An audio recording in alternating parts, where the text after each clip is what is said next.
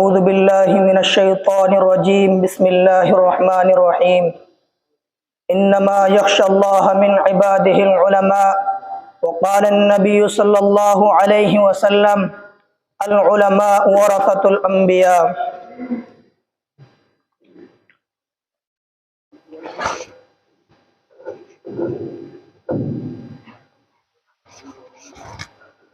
اس فکر میں غنچے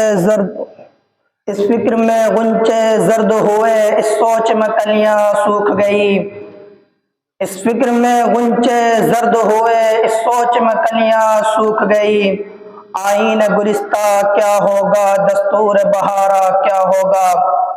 اے موج حوادث ان کو بھی دو چار تھپیڑے ہلکے سے، اے موج حوادث ان کو بھی دو چار تھپیڑے ہلکے سے۔ کچھ لوگ ابھی تک ساحل پر طوفاں کا نظارہ کرتے ہیں۔ یہ دنیا اہل دنیا کو بسی معلوم ہوتی ہے، یہ دنیا اہل دنیا کو بسی معلوم ہوتی ہے، نظر والوں کو یہ اجڑی ہوئی معلوم ہوتی ہے۔ طلب کرتے ہو داد حسن تم پھر وہ بھی غیروں سے، طلب کرتے ہو داد حسن تم پھر وہ بھی غیروں سے، مجھے تو سن کر بیکار سی معلوم ہوتی ہے۔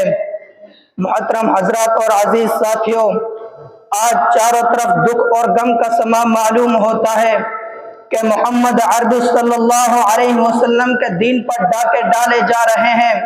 ہم راتوں کو جب غفلت کی نیند سو جاتے ہیں تو دین پر ڈاکے ڈالنے والے ہر سمت سے حملہ کرتے ہیں۔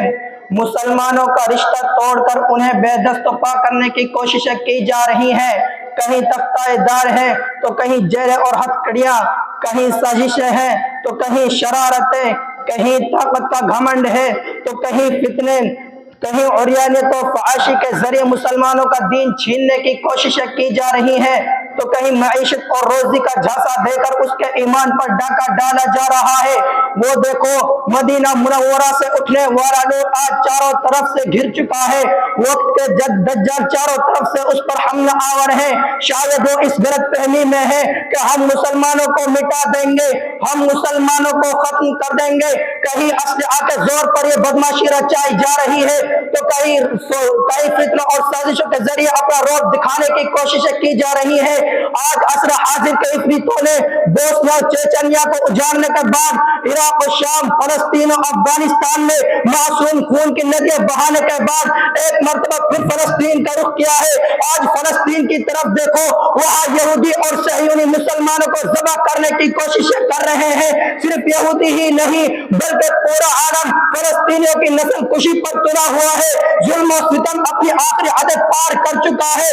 پھول جیسے بچے، دم توڑتے معصوم بچے اور جان کی بازی ہارتی خواتین کے منظر کو دیکھ کر انسانی حقوق کے جھوٹے ٹھیکے داروں کو تسکین ملتی ہے۔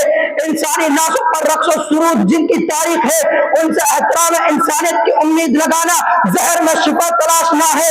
یہ ساری چیزیں اپنی طرف، ان سب سے بڑھ کر یہ کہ ہمارا رشتہ محمد عربی صلی اللہ علیہ وسلم سے کاٹنے کی کوششیں کی جا رہی ہے۔ ہمارا رشتہ صدیق اکبر فاروق اعظم سے کاٹنے کی کوششیں کی جا رہی ہے۔ ہمیں مجبور کیا جا رہا ہے کہ ہم واشنگٹن کو سجدہ کریں، نیو یارک کو سجدہ کریں۔ ہمیں سمجھایا جا رہا ہے کہ مولویوں ماضی کی طرف دیکھنا چھوڑ دو، مستقبل کی طرف دیکھو۔ تو ہماری ماضی کی کوشش کرانے والے شاید خوشیوں کا جشن منا رہے ہیں، لہذا دشمنان اسلام کے پیٹ میں مروڑ پڑی ہے۔ ان علماء کو دیکھ کر، ان مدارس کو دیکھ کر تو یاد رکھنا تم اس غلط فہمی میں ہو کہ ہم خدا را خاص اللہ کا قرآن چھوڑ دیں گے، نبی کی احادیث چھوڑ دیں گے، نبی کا بتایا ہوا طریقہ چھوڑ دیں گے، نبی کا لباس چھوڑ دیں گے، نبی کی سنت چھوڑ دیں گے، نبی کا اسلام چھوڑ دیں گے، نبی کا دین چھوڑ دیں گے۔ تو آؤ اس محفل میں بیٹھ کر دیکھو کہ ہم نے نبی کے الفاظ بھی نہیں چھوڑے، ہم نے نبی کا انداز لہجہ بھی نہیں چھوڑا۔ جیسے حدیث نبی نے پڑھائی تھی ویسے حدیث آج پڑھائی جا رہی ہے۔ نبی نے حدیث پڑھاتے وقت صحابی کو زمزم پلایا، صحابی نے اپنے شاگردوں کو حدیث پڑھاتے وقت زمزم پلایا، انہوں نے اپنے شاگردوں کو حدیث پڑھاتے وقت زمزم پلایا۔ ہم نے نبی کے افکار کو محفوظ رکھا ہے، ہم نے نبی کی ادا کو محفوظ رکھا ہے، ہم نے نبی کے الفاظ کو محفوظ رکھا ہے۔ اپنے ماں باپ کا نام نہ جاننے والوں، اور ہم تمہیں 50,000 راویوں کے نام بتائیں گے، ان کے حالات بتائیں گے، ان کی صبح شام بتائیں گے، تمہیں تو اپنے ماں باپ کا نام تک معلوم نہ ہوگا۔ اے یورپ کے درندوں، اپنی ترقی پر فخر کرنے والوں، آؤ دیکھو ان دینی مدارس میں محمد عربی صلی اللہ علیہ وسلم کی عقائد محفوظ ہو چکی ہے۔ تم لوگ اپنی ترقی کی غلط فہمی میں مبتلا ہو، وہ کوئی اور نسل ہوگی جو تمہاری شکل پر فروختہ ہوگی۔ ہمیں تو تم کتے اور سور سے بھی زیادہ بدصورت نظر آتے ہو۔ ہم تمہیں ترقی کے کسی ادنا درجے پر بھی نہیں سمجھتے۔ تم ہم سے مطالبہ کرتے ہو کہ مولوی اپنی شکل بدل دے۔ ہائے، محمد عربی صلی اللہ علیہ وسلم کی شکل بدلی جا سکتی ہے، محمد عربی صلی اللہ علیہ وسلم کا طریقہ بدلا جا سکتا ہے۔ جہاں میرے نبی کا اظہار تھا، دیکھ لو ان علماء کی شلوار وہی تک ہے، وہی نبی کے کپڑے، وہی نبی کی شلوار، وہی نبی کی ٹوپی۔ تم نے سمجھا تھا کہ ہم تمہاری ترقی کی وجہ سے تمہارے پیچھے پڑیں گے تو ہمیں روزہ ملے گی۔ یاد رکھنا، روزی رب نے سبحان اللہ کے کلمے میں رکھی ہے، روزی رب نے نبی کے قدموں میں رکھی ہے۔ تم روٹے تو کم کر سکتے ہو لیکن پتھر کم نہیں کر سکتے۔ جو میرے نبی اپنے پیٹ پر باندھا کرتے تھے، وقت کا ہر عالم اپنے پیٹ پر پتھر باندھنے کو تیار ہے۔ جن کے راتیں نائٹ کلبوں میں گزرتی ہے انہیں جا کر پریشان کرو۔ جن کو چٹائی پر رونا آتا ہے ان پر تمہاری باتیں کہاں سے اثر انداز ہوں گی۔ یاد رکھنا، یہ چٹائی پر رونے والے یہ وہ لوگ ہیں کہ جب اسلام پر حملہ ہوں گے تو کھڑے ہو کر اس کی حفاظت کریں گے، کبھی مصلی پر، کبھی ممبر پر، کبھی محراب پر، کبھی مناظرے کے اسٹیجوں پر، کبھی جلسہ عام میں، کبھی محفلوں میں، کبھی مجلسوں میں یہی حضرات نظر آئیں گے۔ ہمارے نبی کی وفات پر خوشیاں منانے والوں، تمہیں ہمارے نبی ہر جگہ زندہ نظر آئیں گے، ہر کام میں زندہ نظر آئیں گے، ہر جگہ زندہ نظر آئیں گے۔ تم کو ہم کہیں مایوس نہیں ہونے دیں گے۔ آؤ، تم جس میدان میں بھی چیلنج کرتے ہو، تمہیں اپنے لکھنے پر فخر ہے لیکن تم ہمارے علماء جیسا مصنف پیدا نہیں کر سکتے۔ تمہیں اپنی عقل پر ناز ہے لیکن تم حافظ قرآن اور شیخ الحدیث پیدا نہیں کر سکتے جن کو لاکھوں احادیث یاد ہے۔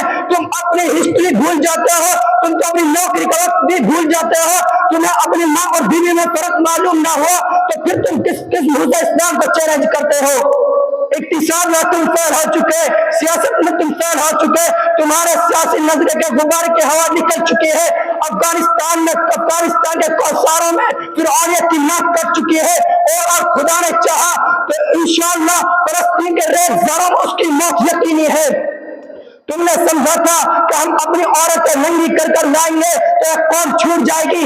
یاد رکھنا، انہیں حیا دلانے والا موجود ہے۔